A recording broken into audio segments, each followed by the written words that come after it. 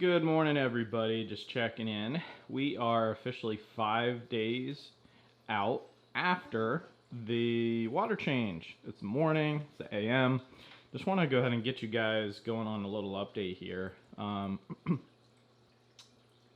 We have some brown coming back. It kind of goes away and comes back. So I'm not really sure if that's a sign of the bacteria coming back or not. It's more heavy in lower flow areas, but we are still not able to fully run the skimmer. And last night I was able to actually get it to form a bubble column, and woke up this morning and it was kind of just making its bubble column, large bubbles, towards the midsection. So how do we go ahead and get it from a really crummy bubble column and just kind of putzing in the cone to here? Well, it takes a little bit of time. Thanks to the magic of video editing, I'm actually taking the second part of the video a couple days later. And why is that? Well, aside from life, really, it took me about a day, even after filming that video, to really dial in the skimmer. So I actually thought I was going to be able to have that skimmer dialed in that day, and it wasn't.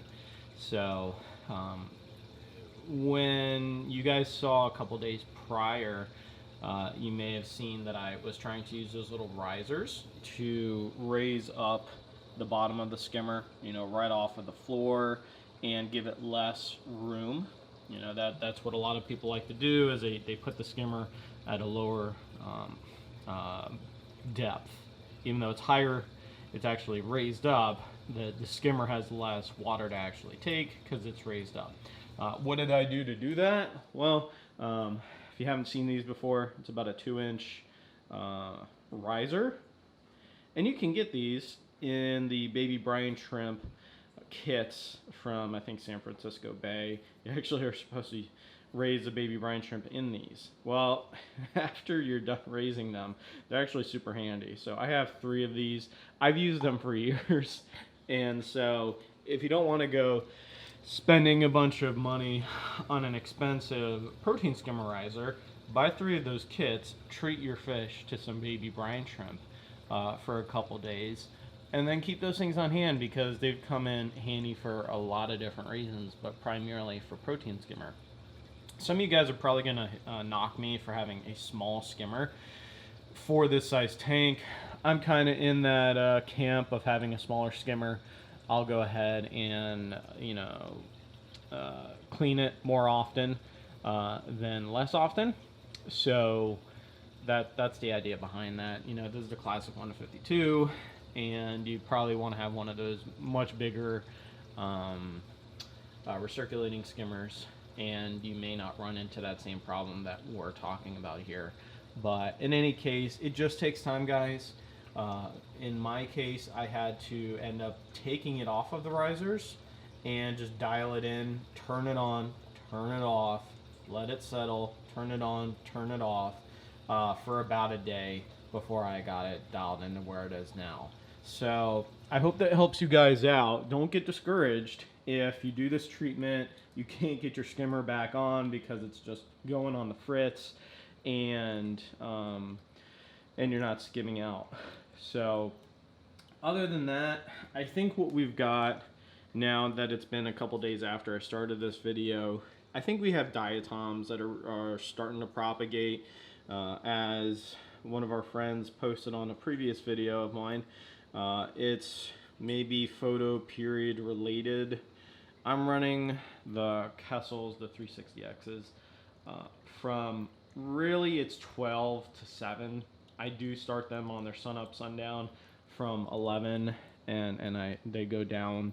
Well, they start going up at 11. They start going down at 7, and they turn off at 8. So, but really the true photo period is 12 to 6 at night. But it's been still 2 days, and even when we did the first part of this video a couple days ago, there wasn't much more diatoms than there are now. But you may have noticed it on the rock work. So it's still there, but more of that green algae is coming.